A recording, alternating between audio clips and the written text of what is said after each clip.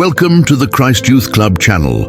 This is where faith meets passion, testimonies ignite hearts, and the gospel is spread far and wide. If you're new here, hit that subscribe button and join the movement. Get ready for powerful stories, uplifting messages, and life-changing encounters. I want to talk to us on capacity. तो हम आज दुआ करेंगे capacity के बारे में। Capacity, capacity, the ability to do things, the ability to do things. Capacity का मतलब होता है सलाहियत, कि आप लोग जो है मुख्तलिफ चीजों की सलाहियत रखते हो, काम करने की सलाहियत रखते हो।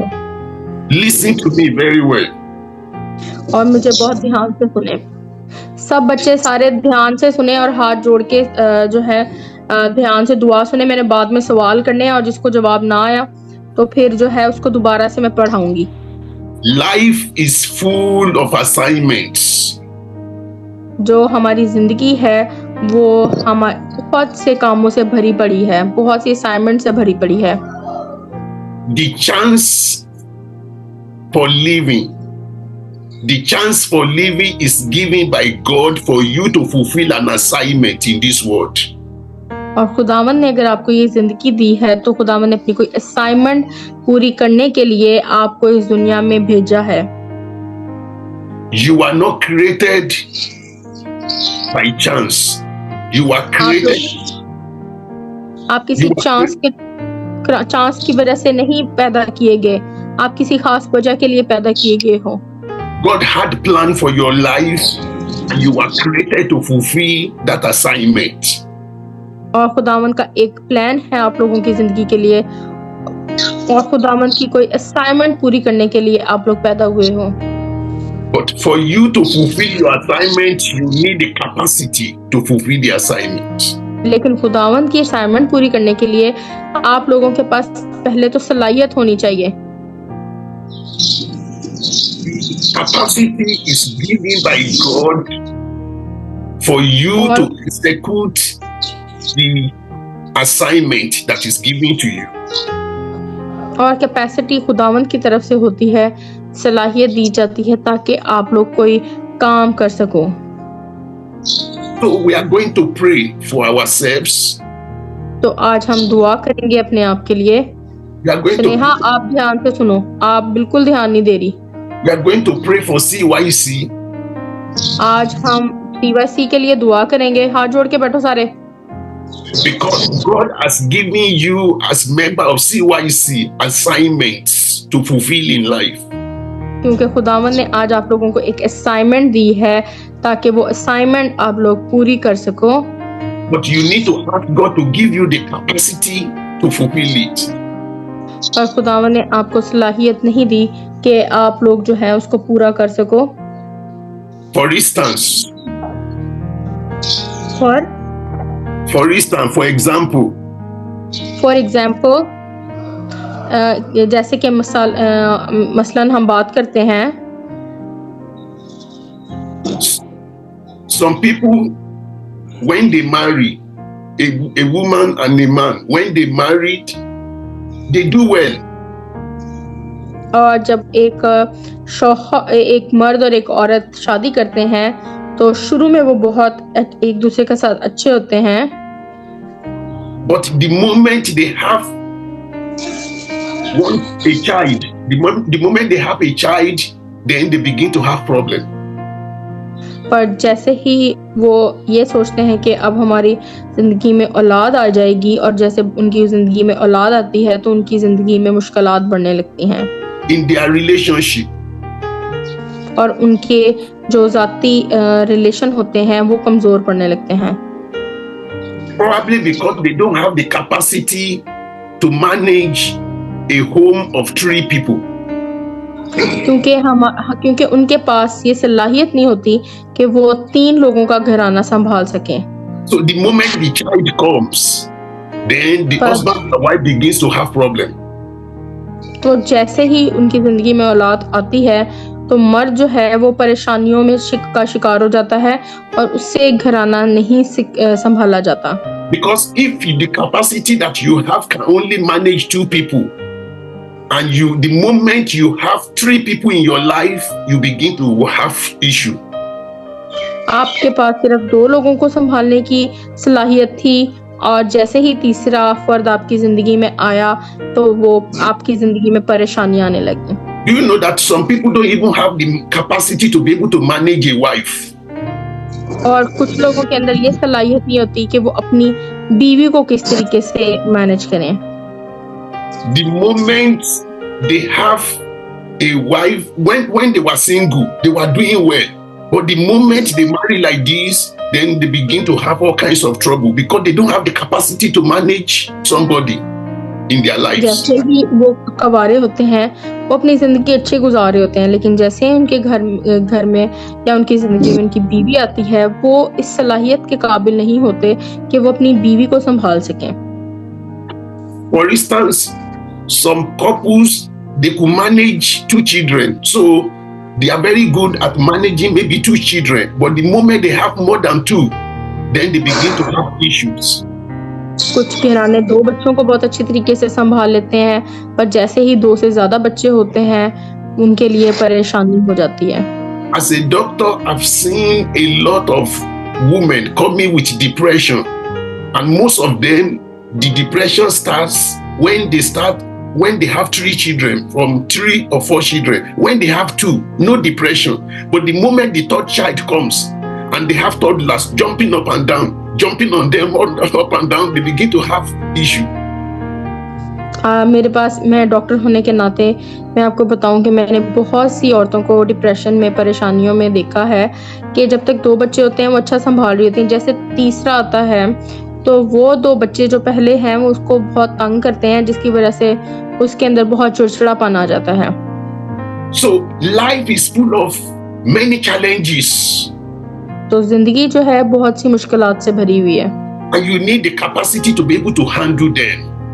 और आप लोगों के पास सलाहियत होनी चाहिए ताकि आप लोग इन सारी परेशानियों से निकल सकें। Life is also full of events. और जो आपकी जिंदगी है वो आप पूरी जो है इवेंट से भरी हुई है। Natural events or unnatural events. और जो भी नेचर की तरफ से आपकी जिंदगी में मौके आते हैं उन सारे मौकों से भरी हुई है। Expected or unexpected. और कुछ हम लोग सोचते हैं हमारी जिंदगी में होगा और कुछ बिना सोचे हमारी जिंदगी में हो जाते You हैं। need the capacity to handle them. और हमें दोनों ही सूरत हाल की सलाहियत होनी चाहिए उनको संभालने की। So we talk of the assignments. और हम दुआ करते हैं वो असाइनमेंट्स के लिए जो खुदावंद ने हमें दी हैं। We talk of challenges. हम उन परेशानियों के बारे में बात करेंगे। We talk of events in life. और हमने उन मरहलों के बारे में बात की है जो हमारी जिंदगी में आते हैं। You need to ask God, Lord, give me the capacity to handle them. और खुदा से दुआ करें कि खुदावंद मुझे इतनी कैपेसिटी, इतनी सलाहियत अता कर दे कि मैं इन सबको मैनेज कर सकूं, हैंडल कर सकूं। Lord, give me the capacity to be able to fulfill my life assignments. और हम ये भी दुआ करें कि मुझे इतनी सलाहियत दे कि तूने जिस मकसद के लिए मुझे इस दुनिया में भेजा है मैं वो मकसद भी अब पूरी सलाहियत के साथ पूरा कर सकूं। Give me the capacity to be able to defeat all my challenges. और मैं अपने सारी परेशानियों को जो है नाकारा कर सकूं अपनी सलाहियत के बलबूते पे। Lord, give me the capacity to be able to overcome or to be able to excel above all the events that will happen in my life. और मेरी जिंदगी में जितने भी मरहले आए मुझे इतनी सलाहियत दे कि मैं उन सबको अच्छी तरीके से जो है हैंडल कर सकूं। At the same time, in capacity. और इतनी ही हमारे पास सलाहियत होनी चाहिए। You need to ask God, Lord, help me with your own capacity. और खुदाया मुझे मदद कर अपनी ही सलाहियत से। Because your capacity is not enough without God. और हम खुदावंद के बगैर कुछ भी नहीं है। Your capacity must be under the shadow of the Almighty God. और हमें खुदावंद अपने साए में छुपा ले। Okay, look at what I'm talking about. Look at John chapter 15. John 15 verses 4 and 5. John 15 verses 4 and 5. It's good for you to receive capacity from God, but don't depend alone on your capacity. You need the capacity of God to help the capacity of man.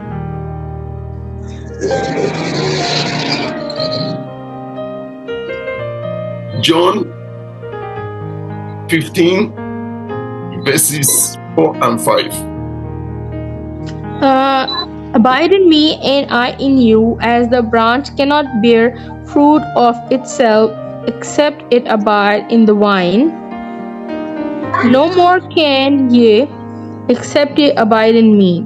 तुम मुझ में कायम रहो और मैं तुम में हूँ। जिस तरह डाली अगर अंगूर के दरख्त में कायम ना रहे तो उससे अपने से फल नहीं ला सकती, इसी तरह तुम भी अगर खुदावंद में कायम ना रहो तो फल नहीं ला सकते। I am the vine, ye are the branches. He had abide me in me, and I am in him.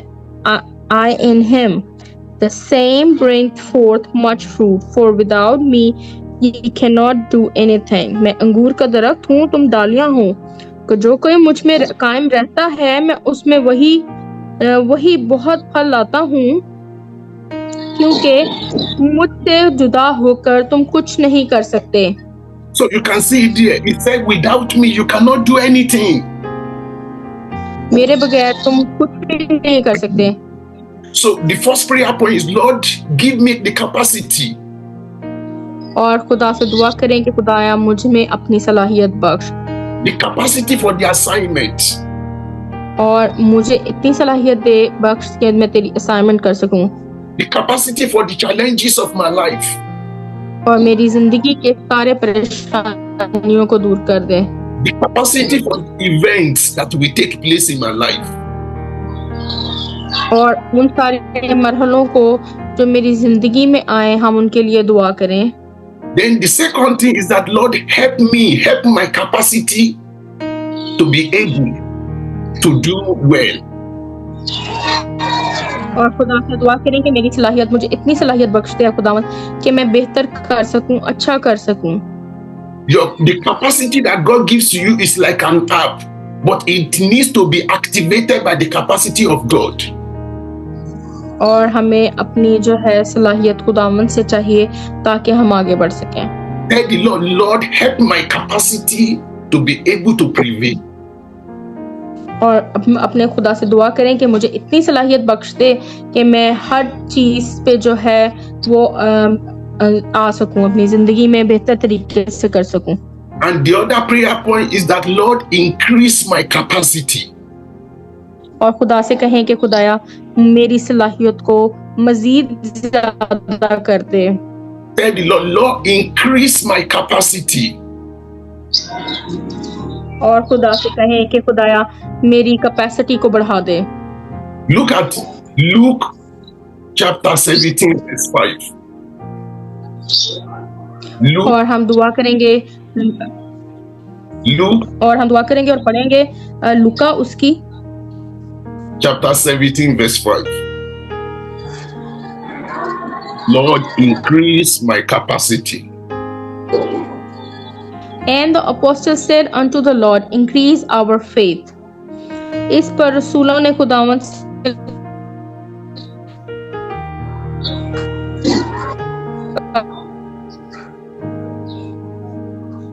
कहा, मेरे ईमान को। So, what are you telling the Lord today? तो आज आप खुदा से क्या बात कर रहे हैं, क्या बता रहे हैं खुदा को? What are you going to tell the Lord today? आप क्या बताएंगे खुदा को आज? The apostles, they asked the Lord, increase our capacity. I want you to tell the Lord today, Lord, increase my capacity. रसूलों ने खुदावंद को बताया कि खुदाया मेरी जो सलाहियत है उसको मजीद बढ़ा दे। We walk by faith, we receive by faith, we do things by faith. Faith is our spiritual capacity.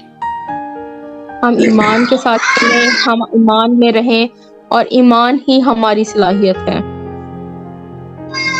Lord, help my faith, increase my faith, give me the faith to be able to handle life events.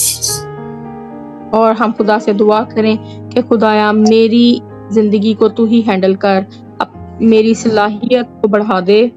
For instance, marriage is a life event. जो हमारी शादी है वो भी हमारी जिंदगी का एक मरहला है, But some people don't have the capacity or faith to be able to handle it. और कुछ लोगों के पास इतनी सलाहियत नहीं है, इतना ईमान नहीं है कि वो उसको बेहतर तरीके से जो है चला सकें। I read a story today. और मैंने आज एक कहानी पढ़ी है। A mother, a woman with a 16-year-old boy. एक औरत वो अपने 6 साल के बेटे के साथ, The mother left the child in the house for 10 days and went on holiday. और एक औरत ने अपने बेटे को घर पे छोड़ दिया ताकि वो छुट्टी मना सके। She wanted to go on holiday and she did not have anybody to help her to mind the baby. She left the baby in the house alone for 10 days. 10 दिन के लिए वो छुट्टी मनाने चली गई और उसके पास कोई नहीं था जो बच्चे को देख सके, लेकिन वो उसको छोड़ के फिर भी चली गई। By the time she came back, the child was already dead. और जैसे वो वापस आई तो बच्चा मरा हुआ था। But thank God, I think yesterday they've jailed the woman and is now in life imprisonment in New York. और शुक्र है खुदा का कि खुदा ने उस औरत को जेल में डाल दिया और अब वो जेल में सजा काट रही है। 16-month-old left alone for 10 days because you wanted to go on holiday with your boyfriend. 16 माह का बच्चा था वो, क्योंकि अपने बॉयफ्रेंड के साथ छुट्टियां मनाने जाना चाहती थी, उसको छोड़ के चली गई। Does she was having some mental problem? No, some people cannot handle life events. कुछ लोग जो है उसको कोई ज़हनी बीमारी नहीं थी, पर कुछ लोग अपनी ज़ाती जिंदगी में खुशी हासिल करने के लिए वो कुछ भी कर सकते हैं। My sister, you said maybe she was having like a mental problem. So haven't you heard of somebody that gave birth to a baby and dumped it on gave the baby out or put it on a garbage where the baby was seen, taken to orphanage and without knowing the mom? इस तरह से भी बहुत दफा हुआ है कि लोगों ने अपने बच्चे कूड़े पे फेंक दिए और फिर वो यतीम खानों में चले जाते हैं। Okay, what about those people that got conceived and did abortion? They got pregnant and maybe it was a unwanted pregnancy and they don't know how to manage it. They kill the baby. They did abortion. कुछ लोगों को नहीं पता होता कैसे उसको manage करे, तो वो जो है गलत रास्ते इख्तियार करते हैं। What we are saying in essence is that it's not a matter of mental illness. It's because they don't have the capacity to handle life events.